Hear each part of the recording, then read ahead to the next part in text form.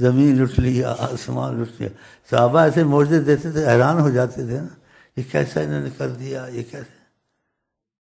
جان دیتے تھے، ان کے بغیر ان کا گزارا نہیں ہوتا تھا کہ یہ ہماری ہر مصیبت ٹال سکتے ہیں اور ہر نعمت ہم کو ان کے ذریعے سے نصیب ہو سکتی ہے. مصیبتیں جب تم پہ آئے، کوئی اس لا محالہ مصیبت سے نکالے، تمہارا یقین بنے گا. تو صحابہ کو لا محالہ مصیبتوں سے نکالتے تھے، وہ نکل جاتے تھے، پھر ان کا یقین بن جاتا. اب بھی وہ محمد موجود ہیں، قیامت تک دنیا کو دیکھ رہے. کہا آپ ان کے بن جائیں، آپ کو آج فقر سے نکال دیں گے، خدا کا مہنگائی سے نکال دیں گے، جو چاہو گے تمہاری اللہ سے کروا دیں گے، لیکن تم ان کے بنتے نہیں ہو. اور یہ وظیفوں میں بڑا راز ہے، میرے وظیفے نہیں ہیں، یہ آقا جی کے وظیفے ہیں. لا الہ الا اللہ آقا جی لائے، قرآن آقا جی لائے، تسبیحات آقا جی لائے. ان کی ترتیب بتائیے.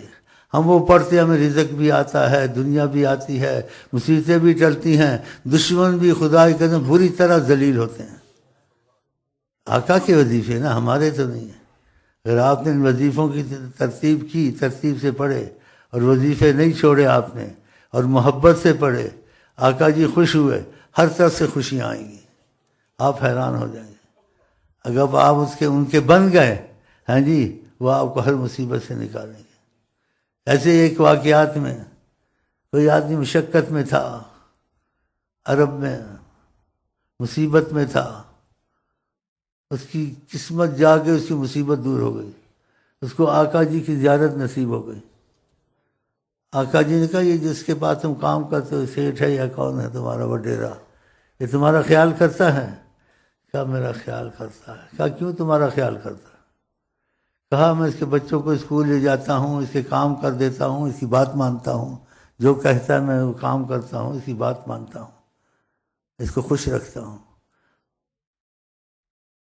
کہا مجھے خوش رکھو گے میں تمہارے لیے کچھ نہیں کروں گا، اور تم درود پڑھو گے میں تمہارے لیے کچھ نہیں کروں گا.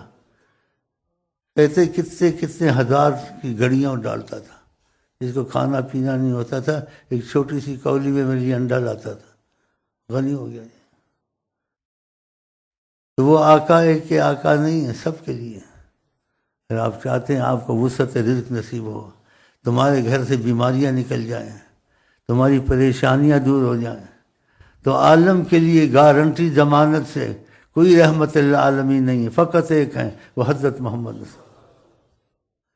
اگر آپ اس طرف آ جائیں، آپ کے گھر میں مصیبت ہے، باہر مصیبت ہے، وہ سب دور کر سکتے ہیں. اس لیے عالمین نے ان کو بھیجا کہ عالمین کی مصیبتیں دور ہوں. بلکہ جس رات ان کی ولادت ہوئی اس رات ہی خیریں شروع ہو گئی تھی. پیدائش کی رات سے جادوؤں کا جو لوگوں تنگ کرتے ہیں، مصیبتوں میں ڈالتے ہیں، جادوؤں کا زور ٹوٹ گیا. فارس کی آگ صدیوں سے جل رہی تھی، وہ بجھ گئی. کیسر و کسریٰ کے محل کے کنگرے گرنے لگ گئے. کیوں؟ محمد مصطفیٰ آ گئے. دیکھا تے سارا جہاں لٹ لیا سب خدائی تے سارا جہاں لٹ لیا. یہ باتیں ہی ایسی تھی. ایک صحابی کو کہا، کیا کہا؟ وہ آیا کہ مجھے فقر فاقہ ہے، تنگ دستی ہے، میری بیوی اور ہم بڑی مشکل سے گزارا کرتے ہیں. کیا ایک شادی اور کر لو.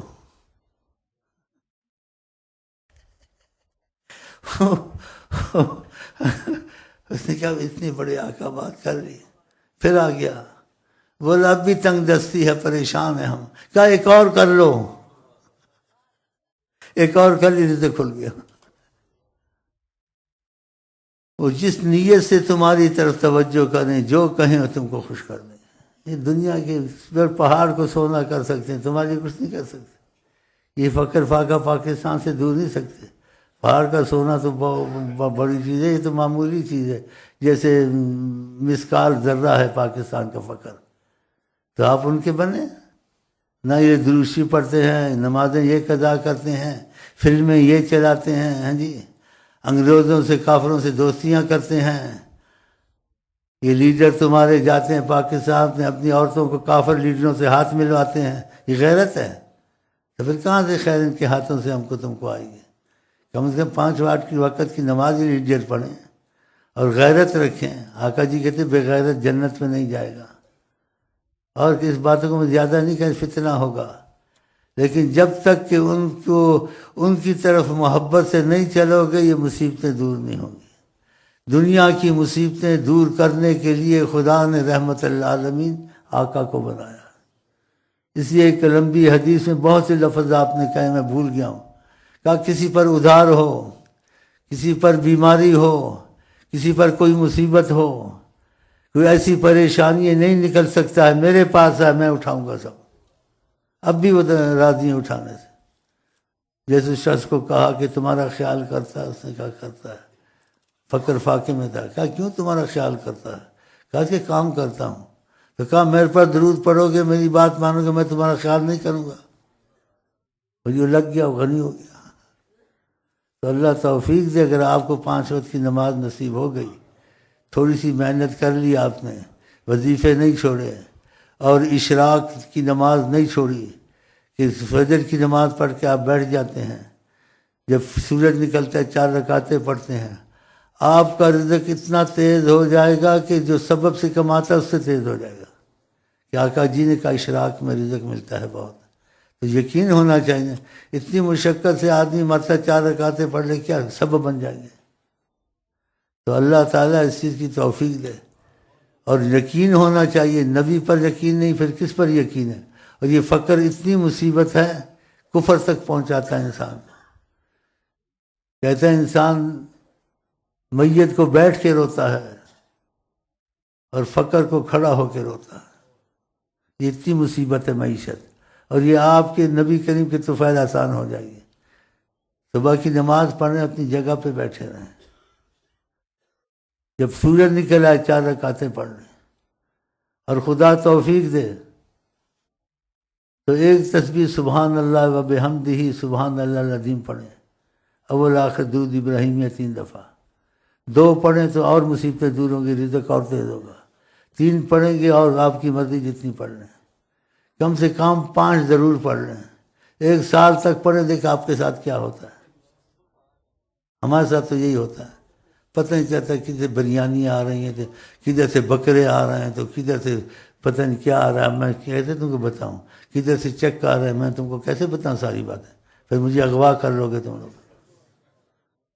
اتنا کرم آقا کی زبان سے چیز نکلے، وہ غلط ہو سکتی ہے؟ آپ کوشش کریں آپ کے گھر میں رحمت آئے، 5 وقت کی نماز نہ چھوڑیں۔ نماز چھوڑنا آقا جن کا کفر ہے، بہت بڑا، زنا سے بڑا گناہ ہے نماز چھوڑنا، قتل سے بڑا گناہ ہے۔ قتل ہو، زنا ہو، آپ اس کو کبیرہ گناہ کہیں گے، کفر نہیں کہیں گے۔ نماز چھوڑنا کفر ہے، کفر۔ ایک حدیث میں فرمایا میں ان کے گھروں کو جلا دوں، کسی کو اپنی جگہ امام بناؤں جو لوگ نماز نہیں پڑھتے جماعت سے۔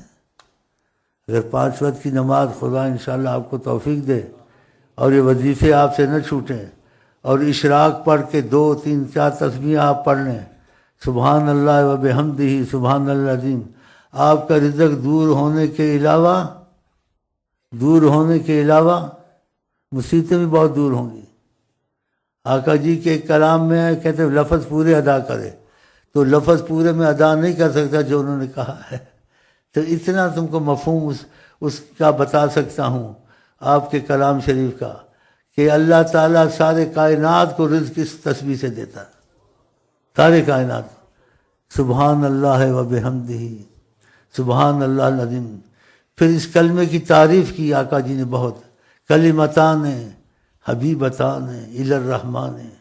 یہ 2 جملے ہیں، کہا بہت چھوٹے چھوٹے ہیں، لیکن خدا ان جملوں سے بہت خوش ہوتا ہے کوئی پڑھتا ہے۔